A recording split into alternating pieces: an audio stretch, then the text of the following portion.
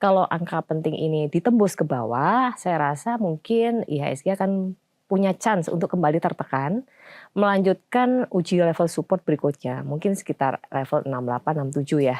Jadi itu ada potensi untuk tekanan bisa berlanjut apabila 69 ini tidak dipertahankan gitu. Jadi memang untuk saat ini bisa dibilang IHSG sedang posisi 50-50. Jadi ini level yang menentukan apakah IHSG nanti akan lanjut turun atau bisa rebound naik lagi dengan pertahanan level di 69 tadi gitu.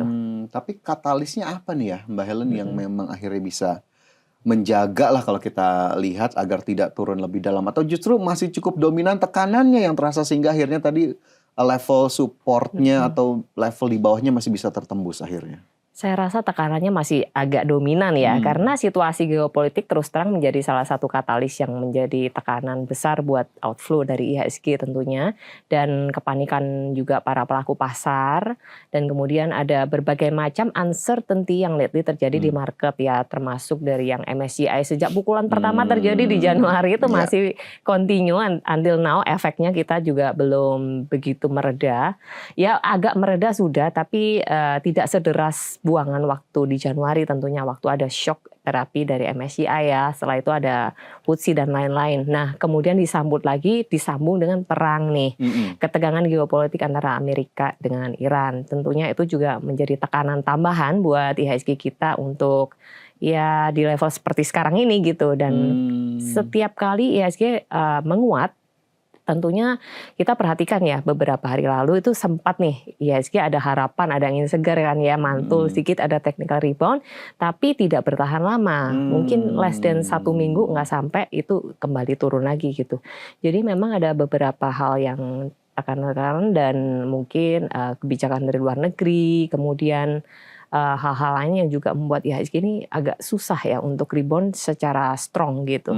Untuk saat ini gitu ya. Untuk katalis, untuk katalis apa yang bisa membuat IHSG bertahan? Ya kita lihat saja nanti apakah nanti situasi perang ini mereda misalnya, ataukah mungkin ada angin segar nih, misalnya MSCI kita juga tidak lagi dibekukan atau dan sebagainya, dan kemudian kita juga sedikit banyak udah dengar ya bahwa pasar market Indonesia itu tidak jadi masuk ke frontier market. Mungkin itu jadi salah satu katalis positif juga ya buat para pelaku pasar seperti itu. Oke, jadi akhirnya investor juga bisa yakin kembali di tengah kondisi saat ini kalau memang Hopefully, kalau memang benar-benar hopefully, terjadi dari MSCI dan juga lain-lain. Tapi kalau melihat kondisi sekarang ini begitu ya, level-level IHSG sendiri, mungkin untuk memberikan pencerahan juga Mbak Helen, bagaimana kemudian trader ataupun investor retail di luar sana, termasuk sobat IDX Channel, untuk membedakan sebetulnya antara koreksi jangka pendek dengan perubahan tren yang lebih serius?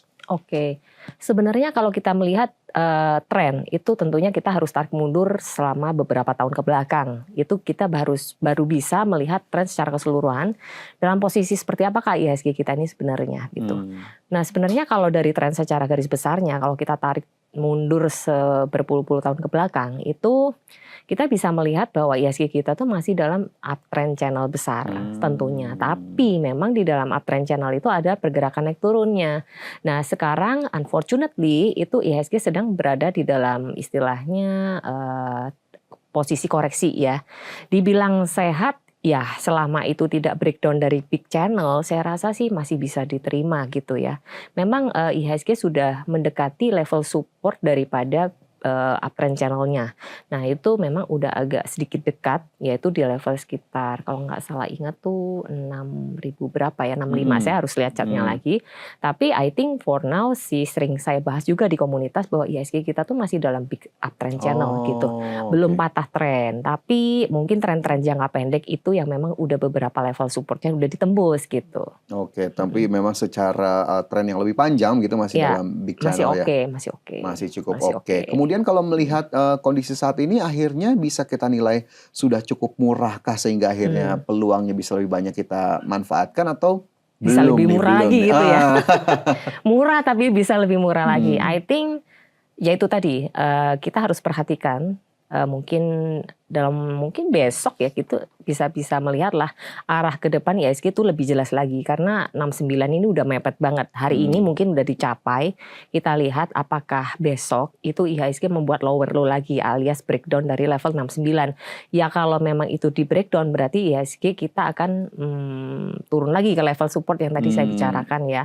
Dan mungkin kita bisa dapat diskon lagi nih gitu. Masih bisa lebih murah lagi kalau level itu di breakdown. Jadi tentunya harus lihat lagi besok gitu. Oke, ini kita tappingnya di 7 April ya teman-teman ya. 7 Jadi April. harus dilihat nih tadi level yang disebutkan oleh Mbak Helen ada level kita di tanggal 7 April. Tapi kalau ngelihat sedikit lebih panjang ke depan, ya nggak panjang-panjang banget sih Mbak Helen ya. Di 2026 sebetulnya Mbak Helen tuh melihatnya dari kemarin di tengah gempuran ada MSCI, kemudian juga geopolitik. Ini sebetulnya market kita, ya terutama IHSG lah, masih sangat rasional atau masih sangat berpotensi kemana sebetulnya levelnya di akhir tahun 2026 lah.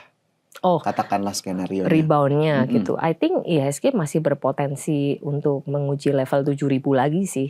Setelah mungkin ya kalau misalkan kita kan selalu harus mempertimbangkan dua sisi alternatif. Kalau misalnya IHSG bergerak turun lagi nih dari level 69 kemudian ke level 67 dan sebagainya. Itu kemungkinan kalau sudah bottoming di level-level itu dan tidak lagi lanjut turun mungkin kalaupun offside ya 66 lah, itu bisa rebound lagi. Nah itu perlahan-lahan nanti IHSG mungkin ya kalau market udah membaik, let's say like pertengahan tahun, mungkin Juni, Mei menjelang Juni lah, itu saya rasa market udah mulai bisa oke lagi, mulai kayak bergerak ke 7.000 hopefully.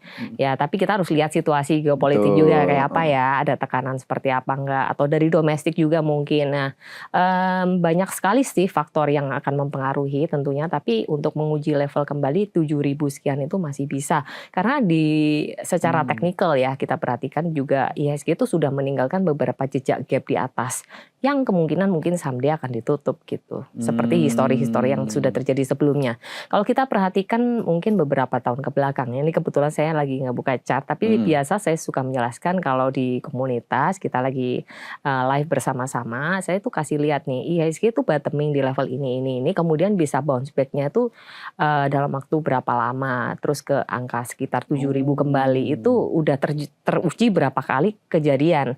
Memang sepertinya kayak scary ya ketika ngelihat IHSG kita tuh terjun kayak gini gitu. Tapi I think there will be a moment IHSG itu akan kembali menguat lagi gitu. Oke, akan ada momen akan kembali menguat lagi. Ya. Kemudian strateginya sendiri Mbak Helen mungkin dari pengalaman yang sudah dilalui begitu ya beberapa periode terakhir.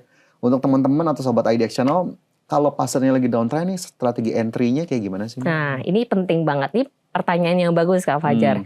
Jadi kalau di komunitas saya sering membagikan sharing ya ke teman-teman bahwa strategi trading itu kita mesti adaptif melihat ke arah market. Apabila market kita lagi bull atau lagi arah besarnya itu ke atas gitu, misalnya kayak Desember kemarin, kita mau swing trading itu bagus gitu, kita masih bisa lah dapat profit katakanlah sekitar 20-30% ke atas, bahkan mungkin lebih dari 100%. Ya itu sangat gampang lah maksudnya.